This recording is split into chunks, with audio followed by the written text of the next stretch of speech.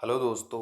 Last videos में हम लोगों ने पढ़ा था कि कैसे यूरोपियंस भारत में आए और कैसे उन्होंने अपना आगे डेवलपमेंट किया और कैसे उन्होंने अपनी ट्रेडिंग फैक्ट्रीज भारत में स्टेब्लिश की। उनमें से अपन 3 यूरोपियन पावर्स के बारे में पढ़ चुके हैं। वो हैं पोर्चुगीज, डच और ब्रिटिशर्स। उसके बाद में सबसे लास्ट में आने वाले जो यूरोपियन पावर थे वो थे फ्रांसीसी, जो भारत में सबसे लास्ट में आए। तथा उसके बाद उन्होंने कैसे आगे डेवलपमेंट किया, कैसे उन्होंने ब्रिटिशर्स के साथ मुकाबला किया और कैसे उन्होंने अपने ट्रेडिंग फैक्ट्रीज भारत में स्टेब्लिश की, इन सब के बारे में अपन आज इस वीडियो में पढ़ेंगे। अब आगे हम लोग पढ़ते हैं कि foundation of French centres in India. तो अगर देखा जाए तो फ्रांसीसी लोग 16th सेंचुरी में ईस्ट की तरफ ट्रेड करना चाह रहे थे, लेकिन वहाँ पे कुछ प्रॉब्लम और वहाँ की राजशाही में करप्शन की वजह से वो ये आगे नहीं बढ़ा पाए। इसलिए वो सबसे लास्ट यूरोपियंस थे जो भारत में उन्होंने एंट्री ली। फिर सभी प्रॉब्लम्स को साइड में करते हुए उन्होंने 1664 में एक फ्रेंच ईस्ट इंडिया कंपनी की फाउंडेशन की, जिसे 50 ईयर्स की मोनोपोली दी गई, वो भी ईस्टर्न और पैसिफिक ट्रेड के लिए। उन्होंने अपना फर्स्ट एक्सपेडिशन मेडागास्कर के लिए रखा।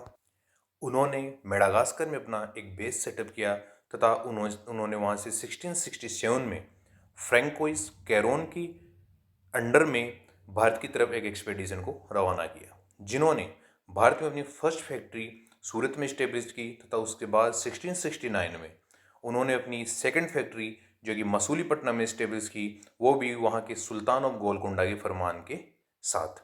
उसके बाद में 1673 में फ्रेंच ने, जो उस समय बंगाल गवर्नर हुआ करते थे शाइस्ता खान, उनसे भी वहाँ पे ट्रेडिंग की परमिशन ले ली तथा उन्होंने अपनी एक वहाँ पे एक टाउनशिप भी स्टेब्लिश की, वो भी चंद्रनागौर में, जो कि नियर कालीकत्ता या कालीघाट के निकट है। तथा उन्होंने पौंडीचेरी को अपनी नर्व सेंटर के रूप में इस्टेब्लिश किया।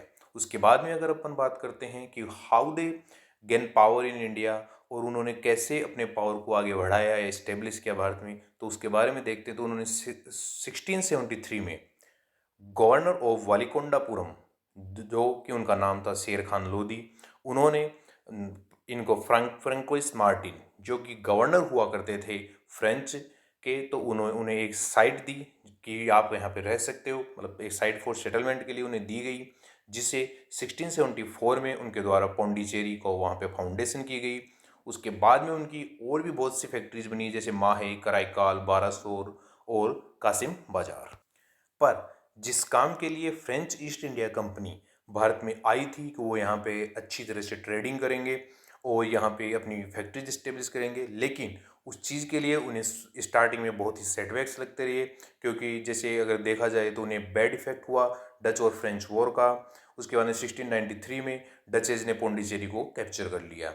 उसके बाद में उन्होंने एक ट्रीटी की, जिसे ट्रीटी ऑफ रिक्याविक कहा गया, जिसे सितंबर 1697 में किया गया। उसमें उन्होंने फ्रेंच को पौंडीचेरी को रिस्टोर कर दिया गया।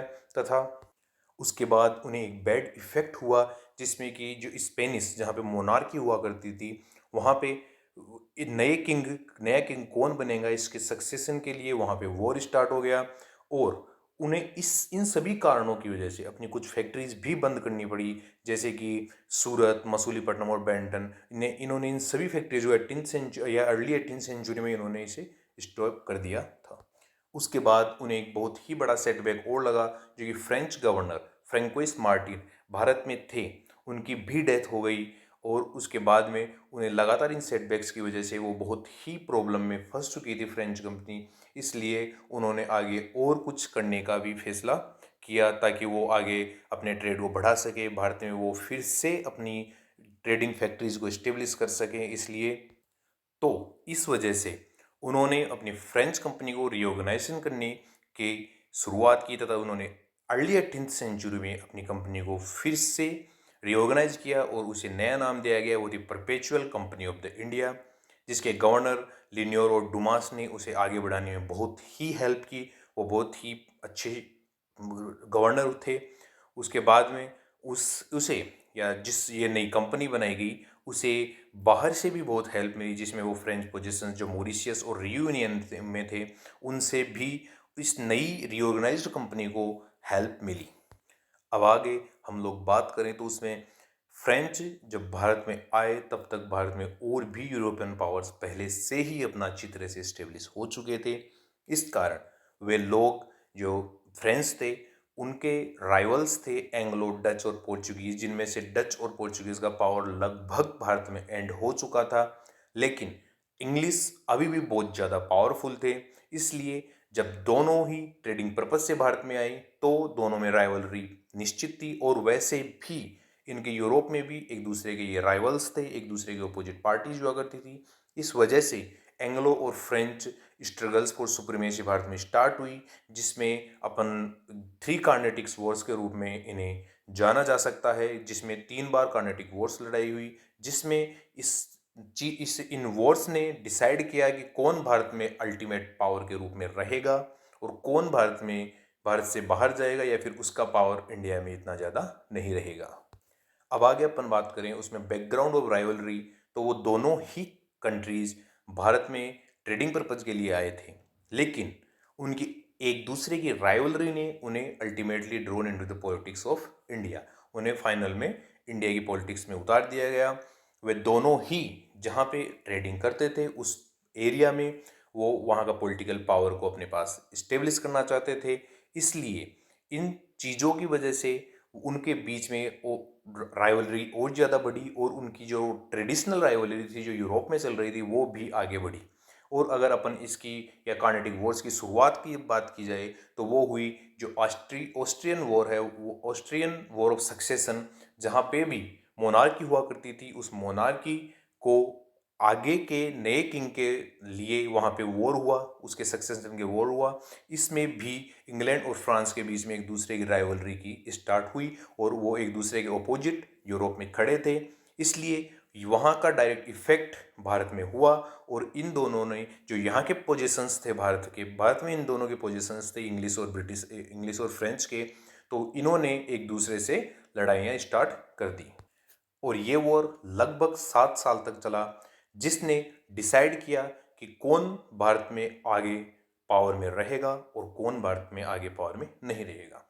और अगर अब हम लोग फर्स्ट कार्नेटिक वॉर जो उस समय हुआ 1740s में, तो उसमें बात करें तो उसमें क्या है कि मुगल्स उस समय अपने एंड के पास थे, क्योंकि 1739 में नादिर शाह का अटैक हुआ और उसने मुगल्स को पूरी तरह से डिफीट किया। उसके बाद वहाँ पे इंडिया में जगह जगह पर रीजनल्स पावर उभरने लगे, अलग अलग जगह पे रीजनल नई नई डायनेस्टियाँ बनने लगी और मुगल्स अपने दिल्ली में ही सीमित रह गए थे। इसलिए एक सेंट्रल पावर नहीं होने की वजह से सभी लोग एक दूसरे से लड़ाई करने में लगे रहते थे, एक दूसरे की टेरिटरीज को हथियाने में लगे रहते थे। इस कारण कोई भी पावरफुल नहीं हो पाया और पावरफुल नहीं होने की वजह से इन्होंने इंग्लिश ने और फ्रेंच ने वहाँ के जो पॉलिटिकल मैटर्स थे उनमें अपना हाथ आजमाना स्टार्ट किया और उन्होंने एक दूसरे में जो सक्सेशन थे कि आगे का किंग कौन बनेगा, इस चीज़ के लिए भी उन्होंने एक दूसरे को डिफीट करना या एक दूसरे के लिए राइवलरी स्टार्ट की। अब आगे हम लोग स्पेसिफिकली अगर साउथ इंडिया की बात करें तो वहाँ पे पॉलिटिकल सिचुएशन बिल्कुल ही वीक थी या अनस्टेबल थी, क्योंकि वहाँ पे नए नए रीजनल किंगडम्स उभर रहे थे, लाइक जैसे हैदराबाद, मैसूर और मराठाज। तो ये सभी आपस में एक दूसरे के राइवल्स थे और एक दूसरे की टेरिटरी को ऑक्यूपाई करने के लिए वो लगातार एक दूसरे से कॉन्फ्लिक्ट में रहते थे और एक दूसरे के साथ वॉर्स लड़ते रहते थे, फाइट्स हुआ करती थी उनमें। इस वजह से वो कोई भी किंगडम पावरफुल नहीं हो पा रहा था और वो एक दूसरे को परेशान करने में ही लगे रहते थे। और अगर अपन बात करें स्पेसिफिकली हैदराबाद की, तो वहाँ पे असफजा हुआ करते थे जिसे नवाब या हैदराबाद के नवाब कहते थे वो, और मराठास एक दूसरे के साथ बैटल्स में लगे रहते थे। और आगे और कोरोमंडल कोस्ट की तरफ के जो भी किंगडम थे वहाँ पे भी कोई स्ट्रॉन्ग रूलर मौजूद नहीं था। और वहाँ पे पुराने समय में जो विजयनगर एम्पायर हुआ करता था वो भी अब अलग अलग कई हिस्सों में बढ़ चुका था, जैसे कि मैसूर, कोचीन और Travancore on the Malabar coast, ये सभी थे। और अगर अपन ईस्ट की तरफ देखें वही विजयनगर एम्पायर के पास थे, वो थे मदुरई, तंजौर, त्रिचनोपल्ली। और इन सब में बंटने के कारण इनका पावर एक दूसरे के पास डिस्ट्रीब्यूट हो चुका था, इसलिए कोई भी एक सेंट्रल पावर अथॉरिटी नहीं थी। और आगे हैदराबाद में मुस्लिम एक्सपेंशनिज्म का एंड होने वाला था या एंड हो गया था इस इन सब के डिक्लाइन ऑफ हैदराबाद के कारण। अब आगे अपन फर्स्ट कार्नेटिक वॉर के बारे में बात करते हैं, वो जो 1742 लेके 48 तक चला, जिसमें कि जो कार्नेटिक किस हिस्से को कहा गया है वो है कोरोमंडल कोस्ट और उसके आसपास के इलाके को कार्नेटिक के रूप में जाना जाता है, जहाँ पे ये एंग्लो फ्रेंच वॉर जो कि यूरोप में चल रहा था उसका एक्सटेंशन हुआ या फिर कार्नेटिक वॉर में उसका एक्सटेंशन माना जा सकता है। और अगर अपन इमीडिएट कोज के बारे में जाने तो फर्स्ट घटना ये हुई कि इंग्लिश नेवी, जिसके चीफ उस समय बार्नेट थे, उन्होंने फ्रेंच शिप्स को सीज कर लिया ताकि वो फ्रांसीसी को प्रोवोक कर सके कि वो आगे वॉर करें। इस कारण फ्रांसीसियों ने भी रिटेलिएट किया और उन्होंने मद्रास को 1746 में सीज कर दिया, जिसमें उनकी हेल्प मॉरिशियस के उनके पोजेशन से की गई। इस वजह से स्टार्ट हुई फर्स्ट कार्नेटिक वॉर की। और अगर अपन एंड ऑफ वॉर की बात करें तो 1748 में ये वॉर ट्रीटी ऑफ एक्सला चैपल की वजह से एंड हुआ, और जिसमें मद्रास इंग्लिश को वापस दे दिया गया और जो फ्रांसीसी थे उन्हें नॉर्थ अमेरिका के अंदर एक टेरिटरी जिसे क्यूबैक्स नाम से जाना जाता है या फिर और भी उसके आसपास के लैंड वगैरह, तो वो सभी उन्हें दिए गए। जो फिलहाल अभी की बात करें तो अपन तो कनाडा में स्थित है, वो फ्रांसीसी को दिए गए इस ट्रीटी के अंडर। अब अगर इस बैटल की सिग्निफिकेंस के बारे में जाने तो जिसमें इसकी सबसे मोस्ट इम्पोर्टेंट वो फाइट हुई वो थी बैटल ऑफ सेंट थॉम, जो कि मद्रास में एक फोर्ट हुआ करता था उसके लिए लड़ी गई, जिसमें जो कि फ्रांसीसी फौज और फोर्स ऑफ अनरुद्दीन जो कि कार्नेटिक के नवाब थे उनके बीच में लड़ी गई, जिसमें जो फ्रांसीसी थे उनकी जीत हुई, सेंट थॉम में उनकी जीत हुई। इस और जो इंडियन आर्मी थी वो महफूज खान के अंडर में फाइट कर रही थी, उसकी काफ़ी तेज या काफ़ी बुरी तरह हार हुई। बट ये राइवलरी एंड होने का नाम ले ही नहीं रही थी, इसलिए अगले ही साल फिर से स्टार्ट हुआ सेकेंड कार्नेटिक वॉर, जिसमें जो कि 1749 टू 54 तक चला, क्योंकि ये राइवलरी जो इंडिया में चल रही थी वो आगे आगे बढ़े जा रही थी। इसलिए दोनों ही फ्रेंच और इंग्लिश दोनों ही फोर्सेस के बीच में ये फिर से ये वॉर स्टार्ट हुआ, जिसका अगर अपन बात करें तो फ्रांसिस गवर्नर थे डुप्लेक्स, जिन्होंने अपनी वो पावर को इंक्रीज करना चाहते थे। वो साउथ इंडिया के अंदर अपना पॉलिटिकल इन्फ्लुएंस रखना चाहते थे ताकि वो वहाँ पे मौजूद जो डायनेस्टीज हैं उनके जो लोकल डिस्प्यूट्स हैं, वहाँ के जो सक्सेशन के नियम्स हैं उनमें बदलाव करके वो अपनी हैगोमनी या वहाँ पे इस्टेब्लिश करना चाहते थे। इसलिए उन्होंने साउथ इंडिया में वो पॉलिटिकल पावर में या फिर पॉलिटिकली वहाँ की डायनेस्टीज में इन्फ्लुएंस करने लगे।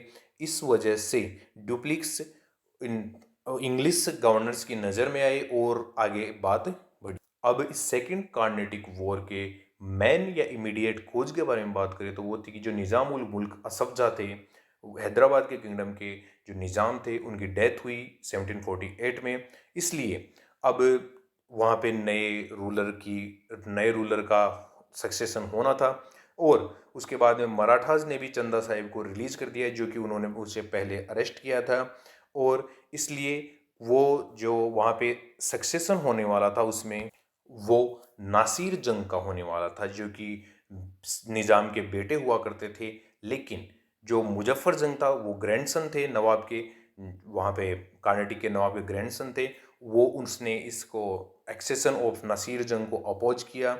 इस कारण ये आगे इनके फ्रांसीसी और इंग्लिश की नज़र में आया और उन्होंने इसे पॉलिटिकली इन्फ्लुएंस करने के लिए इसे यूज करने का अच्छा तरीका समझा। और यही सब प्रॉब्लम कार्नेटिक में भी चल रही थी, जहाँ पे जो वहाँ के नवाब थे अनवरुद्दीन, उसके अपॉइंटमेंट को जो कि मराठास के द्वारा फिलहाल ही में रिलीज किए गए थे चंदा साहिब, उनके द्वारा अपोज किया गया कि ये कार्नेटिक के किंग अनवरुद्दीन नहीं बन सकते हैं, लीगली मेरे को बनना चाहिए। इसलिए ये भी कार्नेटिक और हैदराबाद इन इंग्लिश और फ्रांसीसियों के लिए एक प्रकार से पॉलिटिकली एक वॉर का एरिया बन गया। दोनों ने वहाँ पे एक दूसरे को हराने की कोशिश की और अपने मत का या फिर अपनी तरफ के वहाँ के नए किंग को बिठाने की कोशिश की। और अगर हम लोग आगे बात करें, उसमें फ्रेंच जो गवर्नर्स थे उन्होंने मुजफ्फर जंग और चंदा साहिब का सपोर्ट किया, तथा जो इंग्लिश थे उन्होंने नसीर जंग और अनवरुद्दीन का सपोर्ट किया कि वो कौन किंग बनना चाहिए। ये फ्रेंच और इंग्लिश के अलग अलग मत थे। और अगर अब इस वॉर की स्टार्टिंग के बारे में देखें तो इसकी फर्स्ट बैटल ऑफ आम्बूर लड़ी गई, जो कि 1749 में लड़ी गई थी, जिसमें मुजफ्फर जंग, चंदा साहिब और फ्रांसीसी फोर्सेस ने एक साथ मिलकर अनवरुद्दीन को हराया तथा उसे मार दिया गया।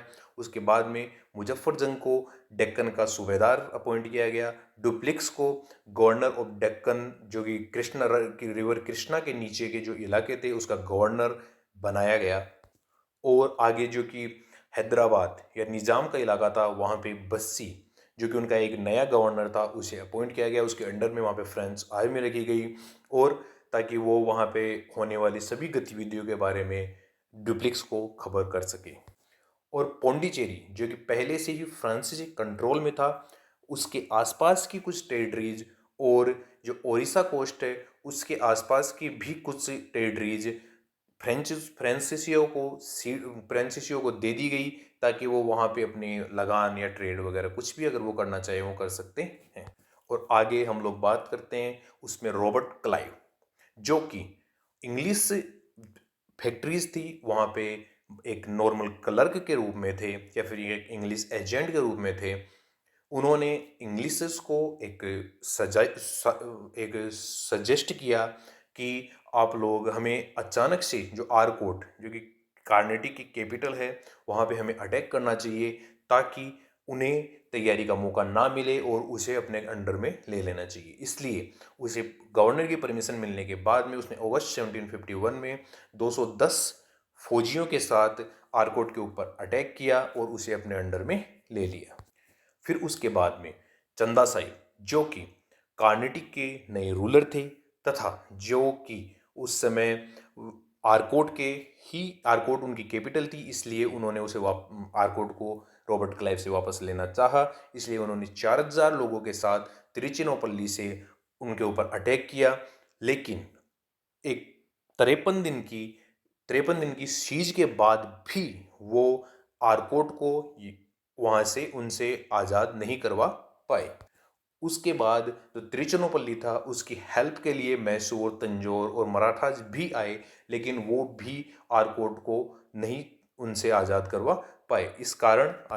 इन सभी कारणों के कारण जून 1752 में चंदा साहिब ने सरेंडर किया, और मोहम्मद अली, जो कि इंग्लिश सपोर्टेड थे, वो उन्होंने चंदा साहिब को एग्जीक्यूट कर दिया।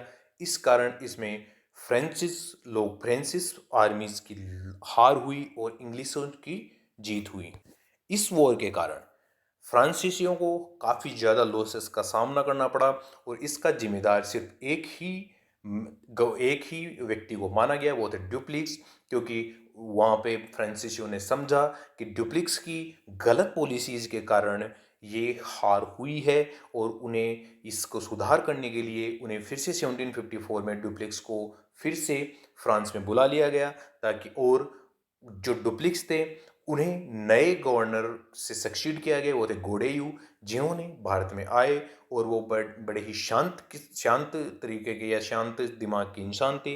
इसलिए उन्होंने पॉलिसी ऑफ नेगोशिएशन स्टार्ट की इंग्लिशर्स के साथ, और उन्होंने वहाँ पे इंग्लिशर्स के साथ कुछ ट्रीटी भी की, जिसके कारण ये कहा गया कि अब इंग्लिश और फ्रेंच एक दूसरे के मैटर में बिल्कुल भी किसी प्रकार की भी कोई इंटरफेयर नहीं करेंगे, और जो टेरिटरीज उन्होंने इस वॉर या इन बैटल्स में जीती हैं वो उन्हीं के पास रहेंगी जिन्होंने इस बैटल में वो टेरिटरीज को जीता है। जैसे कुछ इलाकों को इंग्लिशर्स ने जीता था, तो वो इंग्लिशर्स के कंट्रोल में ही रहेंगे। इसलिए इन सभी कारणों के कारण फ्रांसिस की डिफीट हुई, और जिसके लिए मेन आगे का कारण अगर देखा जाए तो फिर उसकी स्टार्टिंग हुई थर्ड कार्नेटिक वॉर की, क्योंकि ये किसी को भी अपनी हार एक्सेप्ट नहीं करने के कारण फ्रांसीसी भी ये चाहते थे कि ये वॉर फिर से स्टार्ट हो, और इंग्लिशर्स भी फ्रांसीसी को पूर्णतया भारत से हटाना चाहते थे, ताकि वो एक छत्र भारत के ऊपर राज कर सकें।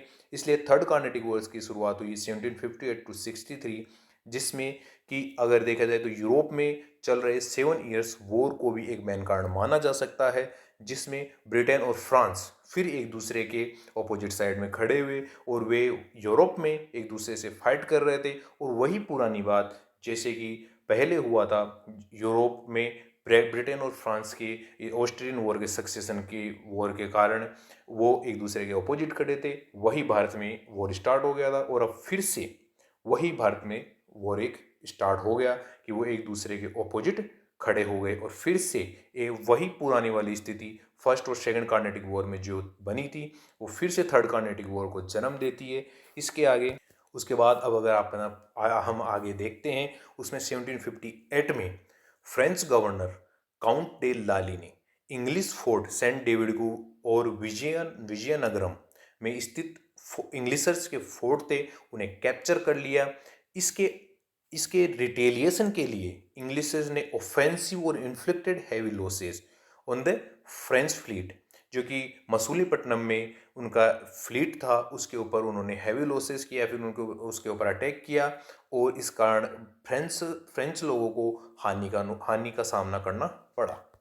और अगर थर्ड कार्नेटिक वॉर की मैन बैटल के या फिर ऐसी बैटल जो इस वॉर के जो परिणाम थे उन्हें चेंज कर दिया था, वो थी बैटल ऑफ वांडीवर्स, जिसे इंग्लिशर्स से जीता गया, वो भी 22 जनवरी 1760 को। वांडीवास या वंदवासी एक तमिलनाडु में एक जगह है जहाँ पर फ्रेंच और इंग्लिश के बीच में फाइट हुई, जहाँ पे इंग्लिश फोर्सेस की कमान जनरल आर्य कूट ने संभाली हुई थी और फ्रेंच फोर्स की कमान काउंटर डे लाली ने संभाली हुई थी।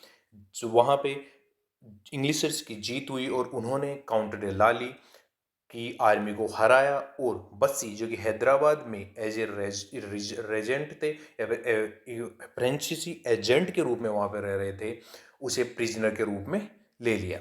लेकिन अगर देखा जाए तो लाली ने या काउंटे लाली ने पौंडीचेरी को 8 मंथ्स तक प्रोटेक्ट किया, इंग्लिशर से बचाने की कोशिश की, लेकिन जनवरी 1761 को उन्होंने भी सरेंडर कर दिया। उसके बाद में जो जिंजी और माहे जो कि एक उनके पोर्ट इलाके हुआ करते थे जहाँ से उनके ट्रेड हुआ करता था, फ्रेंसिस का ट्रेड हुआ करता था, वो भी उनके हाथ से जा चुका था।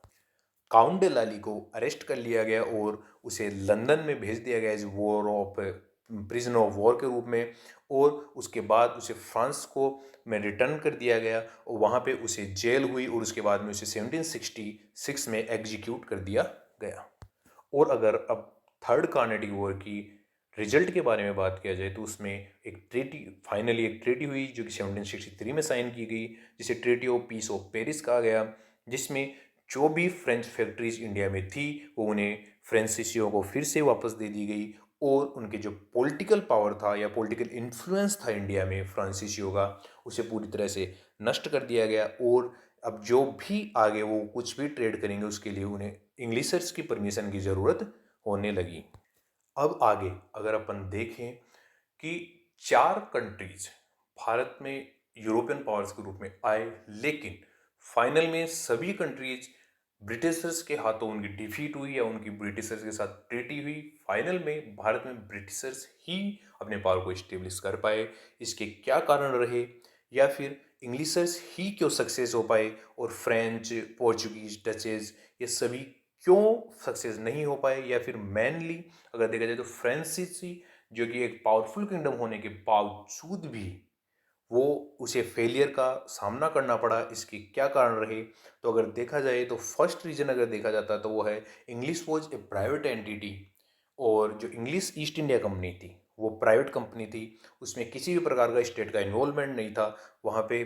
और अगर उसके ऑपोजिट में देखा जाए फ्रेंच कंपनी थी, वो एक गवर्नमेंट एंटिटी थी, उसे गवर्नमेंट के द्वारा उसमें इन्फ्लुएंस किया जाता था, गवर्नमेंट के उसमें रूल्स चलते थे। लेकिन इंग्लिशर्स की जो कंपनी थी उसमें किसी भी प्रकार के कोई रूल्स नहीं थे, वो सभी उनके जो प्राइवेट इन्वेस्टर्स थे, उनके जो प्राइवेट बोर्ड ऑफ मेंबर्स थे उनके द्वारा बनाए जाते थे। इसलिए वो कहीं पे भी डिसीजन लेने में इंग्लिशर्स को आसानी होती थी, जबकि फ्रेंच कंपनियों को अपने गवर्नमेंट से हर प्रकार के डिसीजन को लेना पड़ता था। और इसमें बहुत ज़्यादा टाइम लग जाता था। लेकिन जो इंग्लिशर्स थे वो वहीं पे या इंडिया में ही अपनी जो अलग अलग प्रेसिडेंसीज थी वहाँ से ही वो डिसीजन को आगे बढ़ा देते थे, इसलिए उनकी जीत एक कदम उनसे आगे होती थी। और अगर उनके सक्सेस के सेकंड पॉइंट को देखें तो वो थी उनकी सुपीरियोरिटी ऑफ नेवी। जब पोर्चुगल और स्पेनिश दोनों ने नेविगेशन और ये जो नेवी थी उसकी उससे ही सी रूट्स को एक्सप्लोर किया, तो ब्रिटिशर्स समझ चुके थे कि उन्हें भी इन सी रूट्स या फिर अगर किसी भी प्रकार के ट्रेड को आगे बढ़ाना है तो उन्हें अपनी नेवी को सबसे पहले आगे बढ़ाना होगा।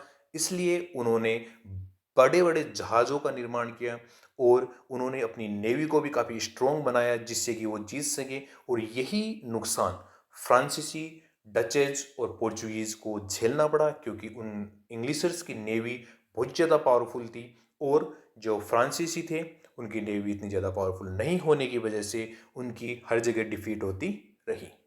और अब आगे थर्ड पॉइंट के बारे में बात करते तो वो था इंडस्ट्रियल रिवॉल्यूशन, जो कि ब्रिटेन में सबसे पहले स्टार्ट हुआ, वो भी टेक्सटाइल इंडस्ट्रीज में। और वहाँ पे टेक्नोलॉजी का डेवलपमेंट हुआ, अलग अलग प्रकार के वहाँ पे रिसर्च एंड डेवलपमेंट होने लगे। गवर्नमेंट भी रिसर्च एंड डेवलपमेंट और टेक्नोलॉजी टेक्नोलॉजी डेवलपमेंट में वहाँ पे इन्वेस्ट करने लगी। इस कारण जो आगे की और इंडस्ट्रियल रिवॉल्यूशन की टेक्नोलॉजी के डेवलपमेंट के कारण ही उनके पास काफ़ी तेज़ चलने वाली हाई स्पीड बोट्स हुआ करती थी। इसलिए वो इन फ्रांसीसी और अदर यूरोपियन पावर से बहुत ही ज़्यादा आगे थे। और अगर अपन फोर्थ पॉइंट की बात करें तो वो थी उनकी मिलिट्री स्किल्स। जैसे अपन ने पहले देखा कि 210 के फौजियों की या 210 सोल्जर्स के साथ जाकर भी रॉबर्ट क्लाइव ने आरकोट पे अटैक किया और उसे कैप्चर किया, और 4000 की आर्मी होने के बावजूद भी उसे वहाँ से छुड़ाया नहीं जा सका, इसलिए या फिर वहाँ से मुझे आज़ाद नहीं किया जा सका। तो इनके इसलिए उनके पास काफ़ी सुपीरियर मिलिट्री स्किल्स हुआ करती थी। और जो ब्रिटेन था वहाँ पे स्टेबल गवर्नमेंट होने की वजह से, वहाँ पे एक डेमोक्रेटिक गवर्नमेंट होने की वजह से वह उनको इंग्लिशर्स को काफ़ी अच्छा सपोर्ट मिलता रहता था, इसलिए भी वो आगे बढ़ते रहे।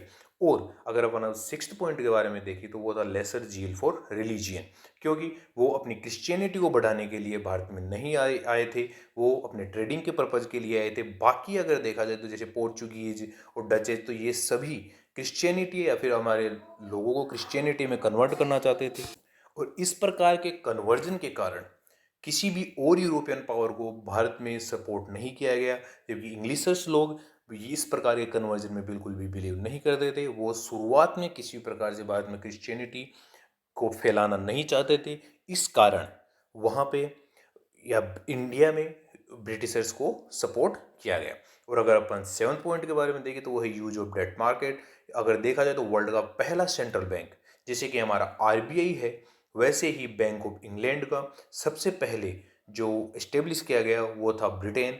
इसलिए इन सभी कारणों के कारण ब्रिटिशर्स या इंग्लिश की सक्सेस भारत में, और वो 1947 तक भारत में अपने पावर को बना के रखने में कामयाब रहे। तो ये वीडियो था फ्रेंच के बारे में और इंग्लिश और फ्रेंच राइवलरी या फिर कॉन्फ्लिक्ट के बारे में। अब आगे अपन पढ़ेंगे कि जब यूरोपियंस भारत में आए तब भारत में कौन कौन सी डायनेस्टी थी या कौन कौन से रूलर्स हुआ करते थे, मुगलों की क्या हालत थी, मुगलों की वजह से और जो साइड की टेरिटरीज हुआ करती थी उनकी क्या हालत थी, क्या नए कैसे नए नए रीजनल किंगडम्स पैदा हुए, उसके बारे में अपन अगली वीडियो में पढ़ेंगे। Thank you.